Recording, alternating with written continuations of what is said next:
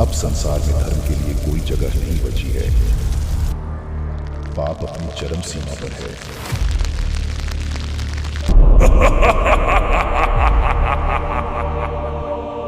इस धरती अब मेरा साम्राज्य है।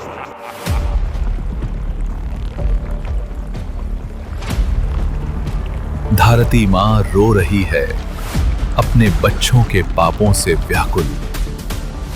हे प्रभु, धरती पर पाप बढ़ रहे हैं।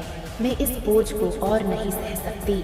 कृपया मदद करें प्रभु। आप चिंता न करें देवी, अधर्म का नाश निश्चित है।